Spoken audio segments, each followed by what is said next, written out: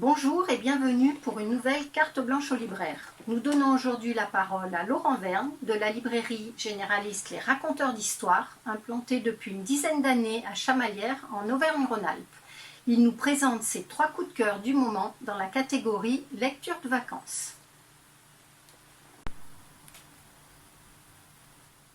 Bonjour, aujourd'hui je vais vous présenter mon premier coup de cœur pour ces lectures de vacances. C'est le nouveau livre de Jonathan Coe qui s'appelle donc Billy Wilder et moi.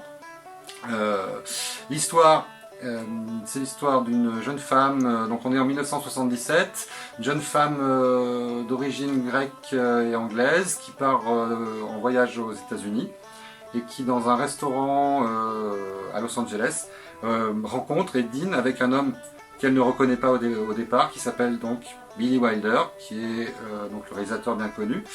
Et lors de ce dîner, il sympathise et il l'engage pour son prochain film pour qu'elle fasse la traduction, comme elle parle grec, et que son prochain film se tournera dans les îles grecques. Et donc à travers le personnage fictif de cette jeune femme anglo-grecque, on va suivre les aventures et mésaventures d'un tournage de Billy Wilder. Voici le deuxième coup de cœur, c'est le nouveau livre de Julien Blangras, qui est un écrivain voyageur. Et dans ce recueil de livres, dans ce recueil de textes, il nous emmène un peu partout dans le monde. C'est des textes qu'il avait publiés dans différentes revues et qu'il a rassemblés et réagencés, on va dire. Et on voyage donc dans une trentaine de pays avec des aventures tantôt hilarantes, tantôt plus sérieuses. Par exemple, on apprendra que la princesse du Swaziland lui a posé un lapin, qu'il a rencontré les dirigeants mondiaux à Davos, qu'il a escaladé une montagne en Iran en étant ivre. Voilà, c'est très drôle, on se marre, pour le dire crûment, et en même temps, il y a aussi toutes les problématiques actuelles du monde, le réchauffement climatique, la crise écologique, les mouvements politiques dans différents pays, voilà.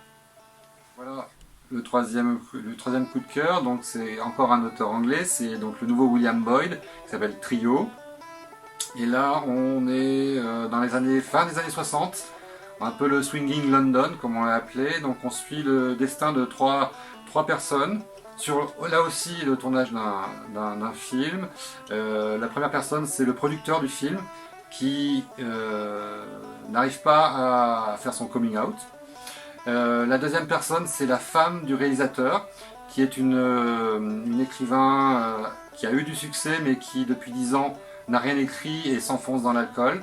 Et le troisième personnage, c'est l'actrice du film, qui est une jeune actrice américaine en plein succès, et qui va devoir se retrouver en bisbille avec son ex-mari qui vient lui prendre des sous.